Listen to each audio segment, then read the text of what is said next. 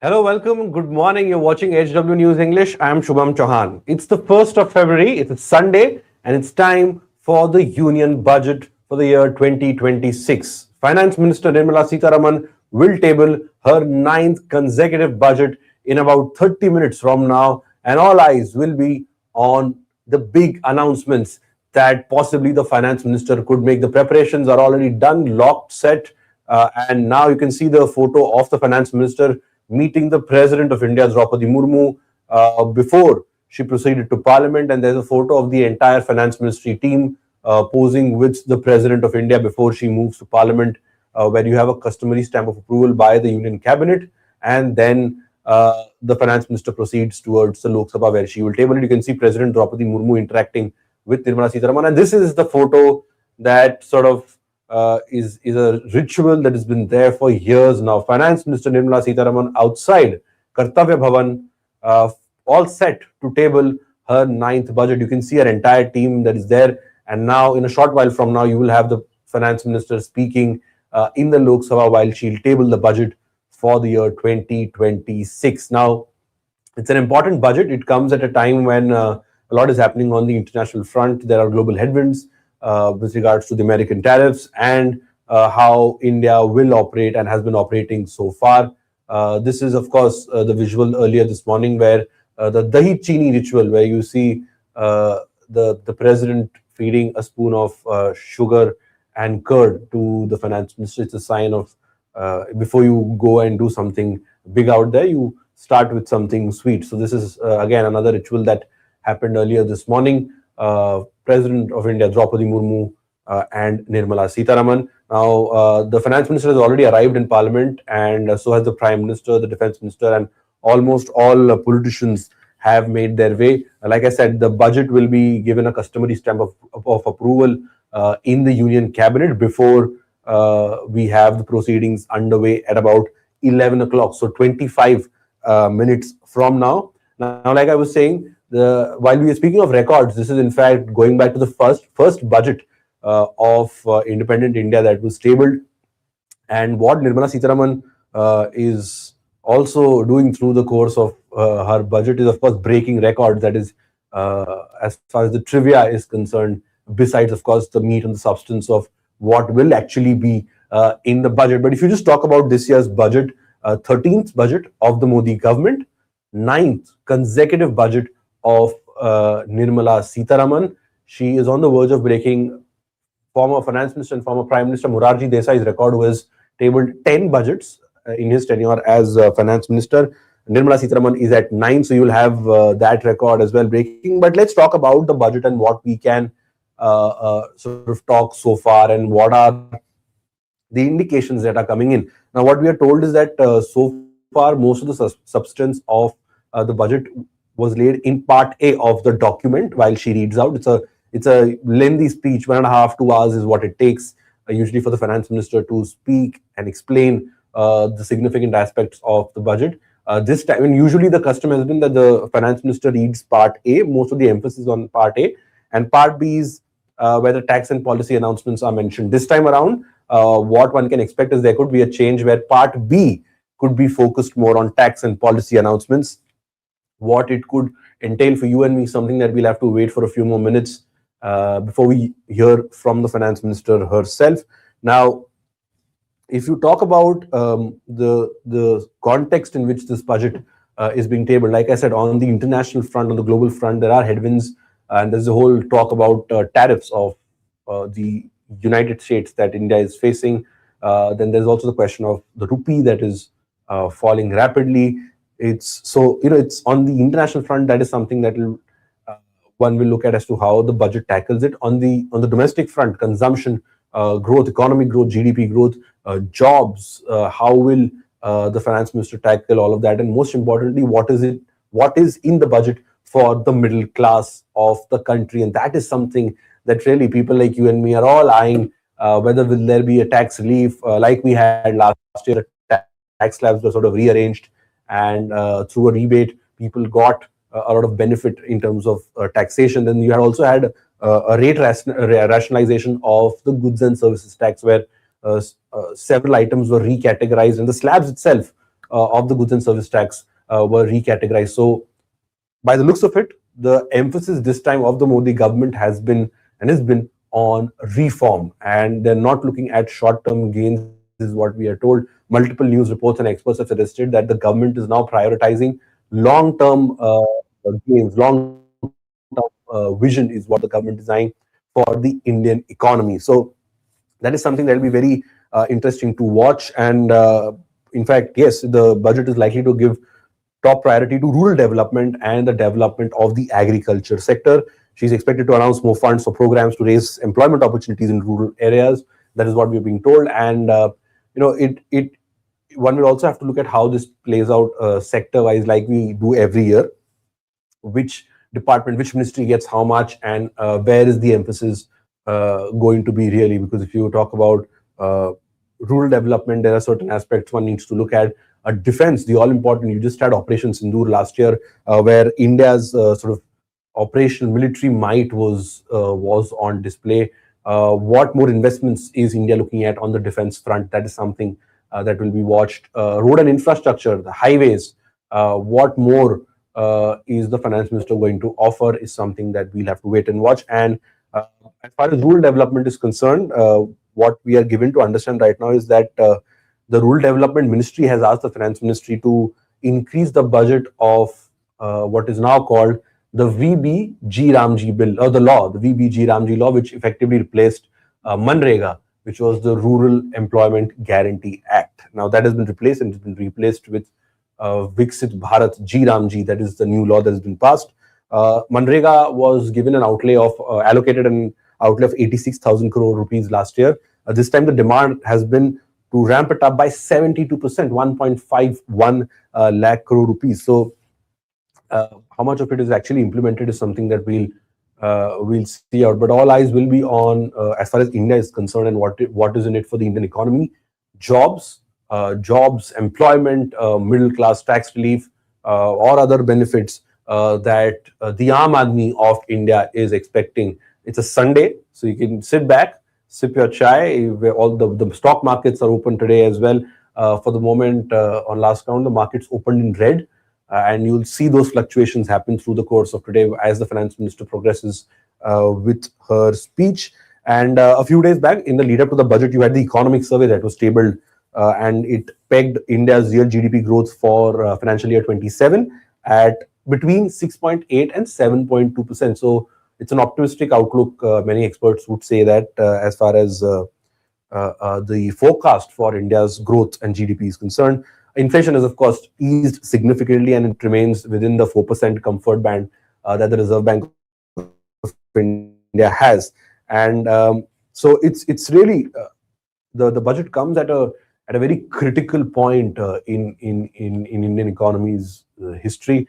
And what really is the government thinking is something that will be decoded and deciphered in just a short while from now. But as we get closer to the speech of the finance minister in about 15 minutes from now, I spoke about the economic survey that was tabled a couple of days back. So what we will do right now is play out an excerpt from what the chief economic advisor V. Anantha Nageswaran had said in a press interaction a few days back, and we'll play that out to give you a sense as to what he had to say, what his assessment is. Economic survey is basically a holistic sort of assessment of where the Indian economy is and where it is expected to go.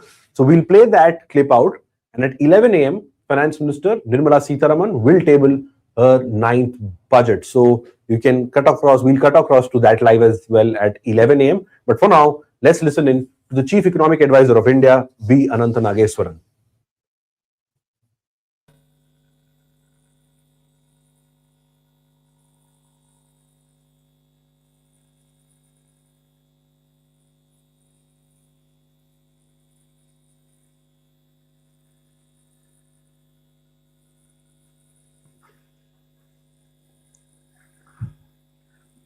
Good afternoon, friends, and welcome to this press conference on Economic Survey 2025-26.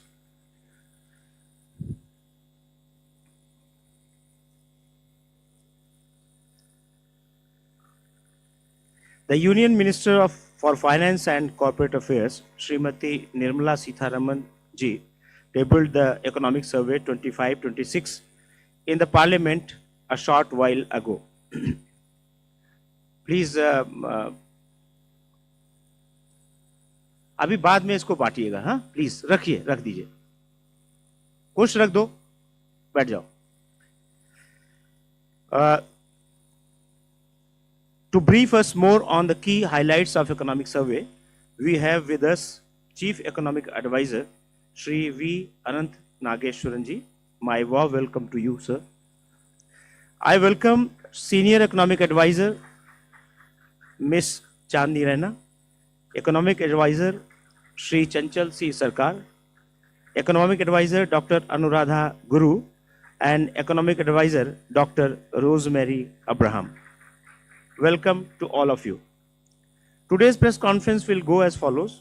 First, the Chief Economic Advisor will give a presentation on the key narratives from the Economic Survey 25-26, followed by a question and answer session. Over to Chief Economic Advisor, sir.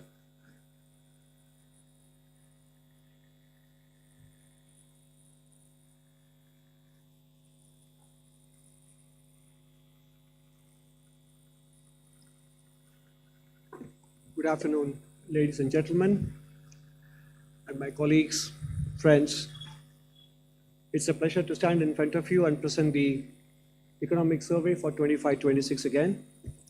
And wish you all a very happy and healthy 2026. We have 11 more months to go.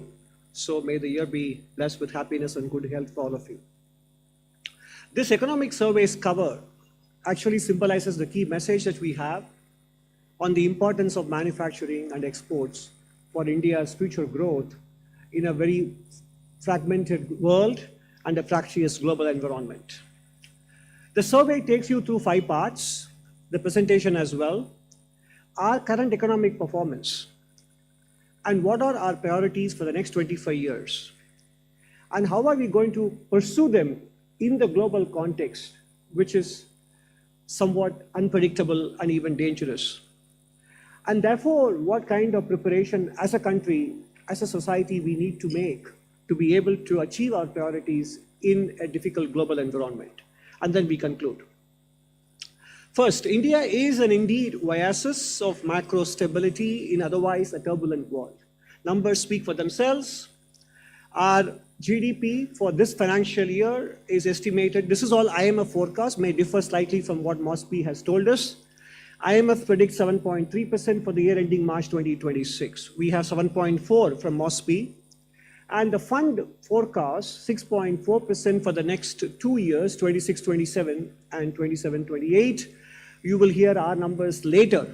But the important thing is whether it is for the current financial year or the future, our India's growth numbers stand out in comparison to any other part of the world.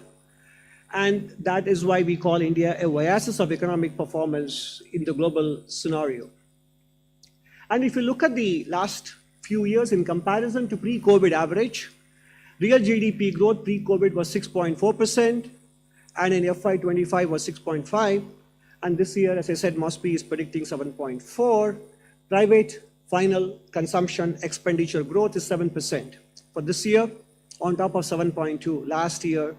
And in real terms, gross fixed capital formation is going to be a lot better than FY25 and definitely much better than the banking and corporate balance sheet crisis-ridden 2012-2020 period when it grew only 6.3% on average per annum.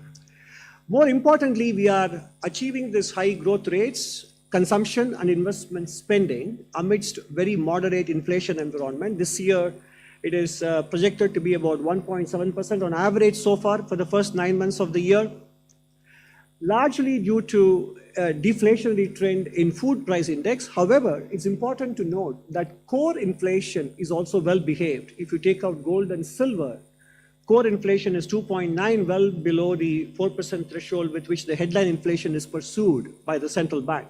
So we basically have benign inflation trends, which we expect to see continue in the next financial year as well. In fact, beneath all the slides, you will see the chapters in which they are covered in great detail, and we will just give you a broad brushstroke of what those chapters are saying on those relevant topics.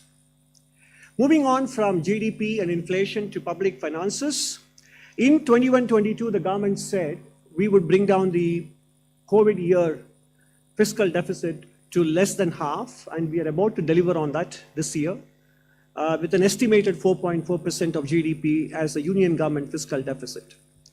More importantly, the primary deficit, which is revenue deficit minus interest payments, has come down from 5.7 and expected to be 0.8% this year.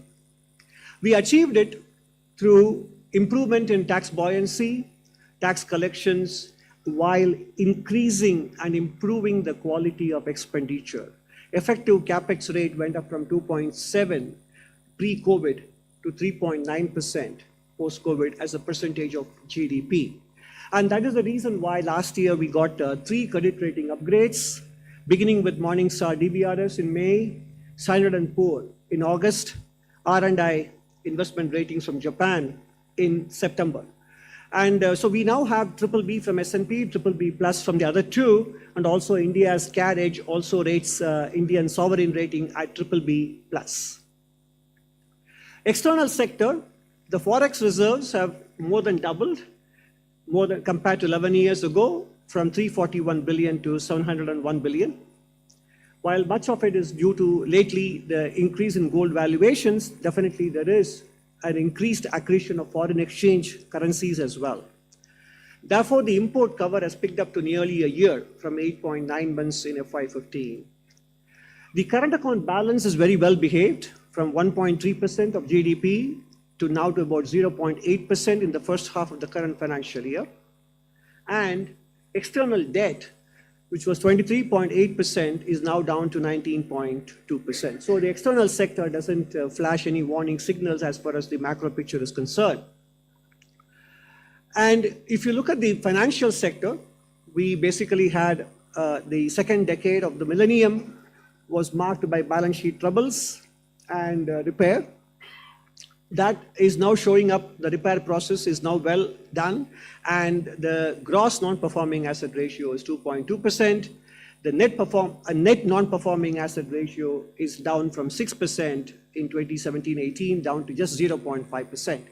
But more importantly, the flow of resources to the non-government or the commercial sector, including households and businesses, and not just the credit market, but including the equity market, non-banking finance, etc. The annual growth rate in the last 5 years has been 29%. There is ample resource availability in the system for economic activity and investment spending. In the current financial year, the growth rate is 45% in the first 9 months compared to last year's 9 months. So overall, the resource availability augurs very well, and the resource mobilization as well for continued growth in investment spending and capital formation in the economy, and this is for the commercial sector, not government. Employment conditions have improved from the year when PLFS, the Periodic Labor Force Survey, was launched. 6% was the unemployment rate then, down to 3.2% in 23-24. The PLFS used to follow a July to June cycle, and that is now becoming a calendar year-based cycle. Therefore, the data for 2025 will be released sometime in March, and that is why we are showing you 23-24 data. Female labor force participation rate is up nearly 18 percentage points, and the unemployment rate in the first 9 months of the year has been steadily declining from 5.4 down to 4.9% in the last quarter. Now, in terms of other inclusive growth parameters, apart from the macro indicators, in rural development, 81% of rural households now have access to tap water. 2.9 crore houses have been constructed and 2.76 crore property cards issued under Swamitwa. When it comes to healthcare, 14.3 crores beneficiaries registered on the UWIN portal, 42.8 crore Ayushman Bharat cards issued, 1.8 plus lakh Ayushman Arogya Mandirs operational, And we include online gaming in this because it matters for mental health. So the banning of online gaming does matter for mental health and also for your wallet's health. So that is why we included the Online Gaming Act, Regulation Act of 2025 in this category. When it comes to education, there was a concern that post-COVID, because of the school shutdown for long periods, there would be a slippage in functional literacy and numerical skills. But the latest annual State of Education report does give us very encouraging signs. Reading skills in grade 3 up to grade 2 level has picked up by about 3 percentage points compared to what they were a decade ago, I'm sorry. And when it comes to numerical skills, the improvement is even more heartwarming, going from 25% to 33.7%. It is not to say that therefore nothing remains to be done. In fact, much remains to be done, but the direction of progress is quite reassuring.